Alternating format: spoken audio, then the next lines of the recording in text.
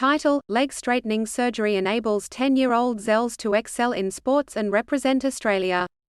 10-year-old Maricela Hebson, nicknamed Zells, suffered from severely bowed legs due to achondroplasia, the most common form of dwarfism. After a series of leg straightening operations, Zells has found an enormous joy in playing sports. She represents Logan's Calvary Christian College in interschool soccer as an attacker and enjoys swimming and surfing.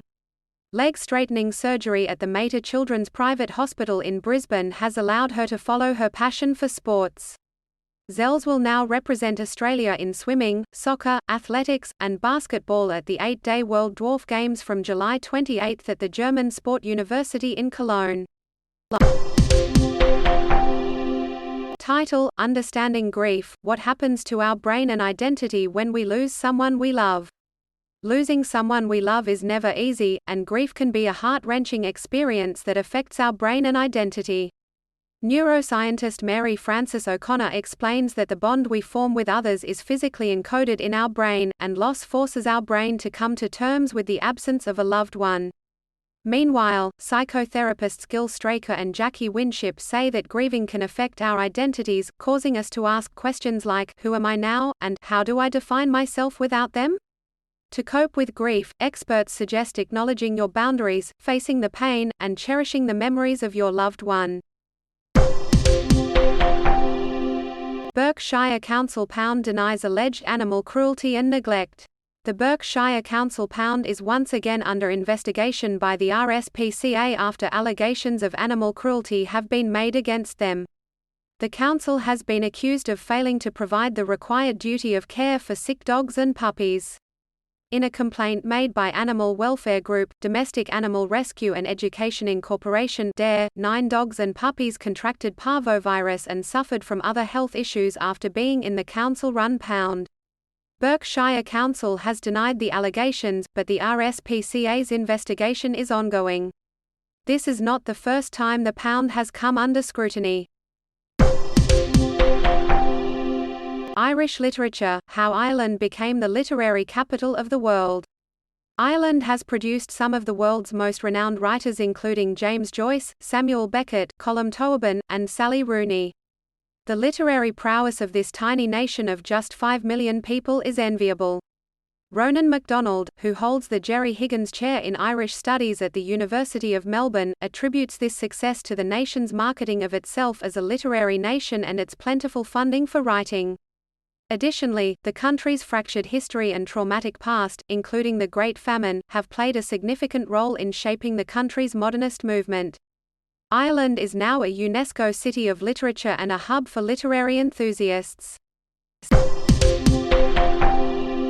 Title: Yellow crazy ants infest homes in Whitsundays. Yellow crazy ants have taken over homes in the tropical Queensland town of Airlie Beach, causing damage to wiring and even crawling onto people's faces as they sleep. The invasive species also poses a threat to wildlife due to their acidic spit.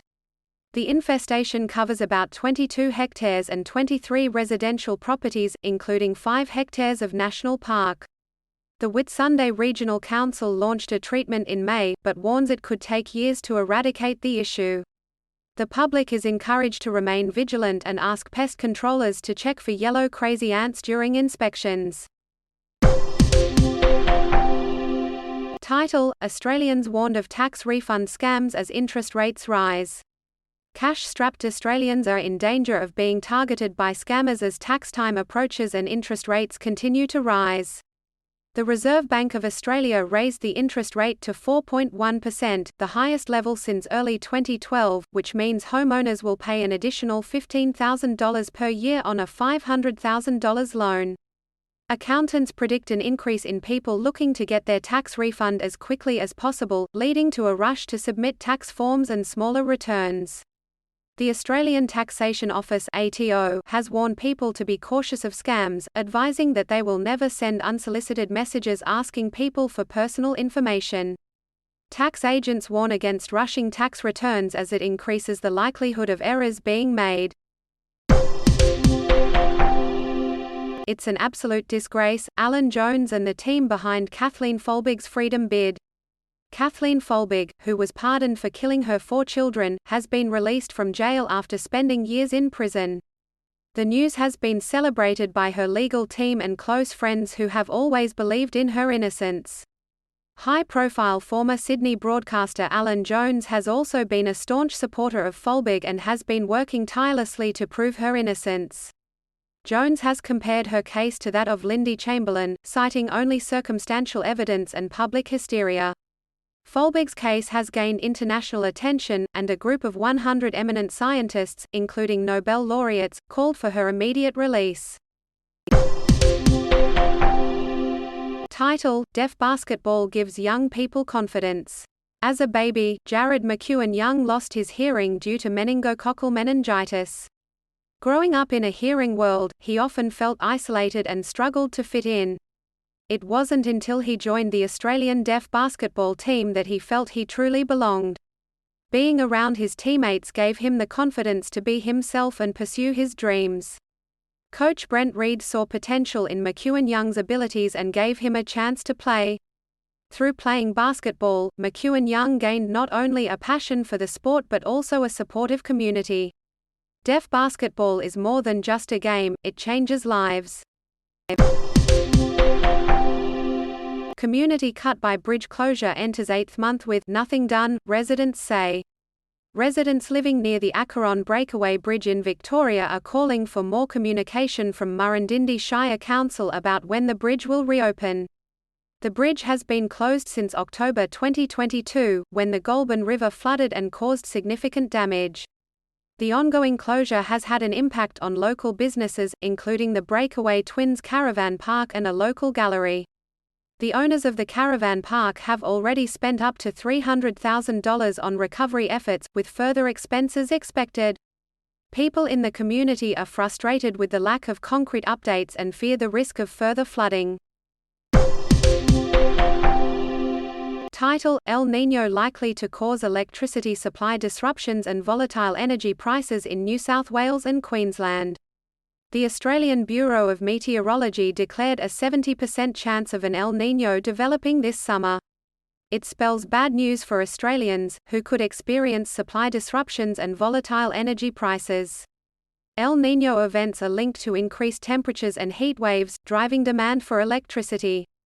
However, such conditions can also result in generators producing less power.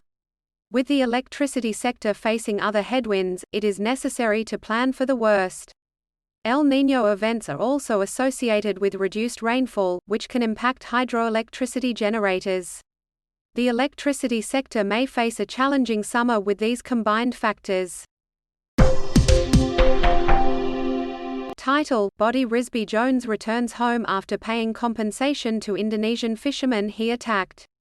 An Australian man who made headlines for attacking an Indonesian fisherman while on a surfing holiday in Aceh province is finally heading home after resolving the matter through restorative justice. Body Marnie Risby Jones was arrested in April and faced up to 5 years in jail and 40 lashings for the assault. He took full responsibility for his actions and made a compensation payment to the injured fisherman and his family. The 23-year-old was released from jail on Tuesday and is expected to land in Melbourne before catching a connecting flight to Maroochydore Airport. Trump blasts espionage indictment as baseless in speech to Republicans ahead of Miami court appearance. Former U.S. President Donald Trump has spoken out about his federal indictment at the Georgia Republican Convention, calling it ridiculous and baseless. The 37 felony counts against him include accusations of willfully defying Justice Department demands to return classified documents, enlisting aides to hide records, and even telling his lawyers that he wanted to defy a subpoena for the materials stored at his Mar-a-Lago estate in Florida. Despite mounting legal woes, Mr. Trump is campaigning for a second term and is still the frontrunner for the 2024 GOP nomination. His indictment could make it harder for Republicans to dismiss the charges. Title: Richmond secures second consecutive win under caretaker coach. Description: Richmond's momentum under caretaker coach Andrew McQualter continues to grow as they secure their second consecutive win against Fremantle. With 5 wins, 7 losses, and 1 draw, the team is now within 6 competition points of the top 8, boosting their chances of making it to the finals. The team's veteran player Trent Cotchin is set to make his 300th AFL appearance in their upcoming match, which has added motivation for the team.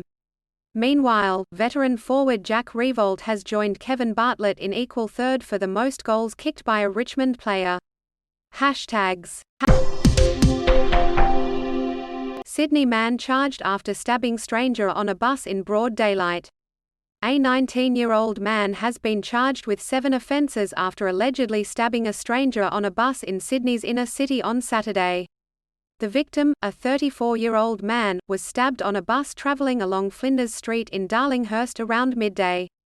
The alleged attacker, Tre'Kiai Williams, then fled the scene but was later arrested in Surrey Hills. Police say Mr. Williams had also assaulted and robbed another man in Bondi earlier that day. The victim suffered non-life-threatening injuries to his left hand, arm, and chin. Mr. Williams has been denied bail and will appear at Parramatta Court.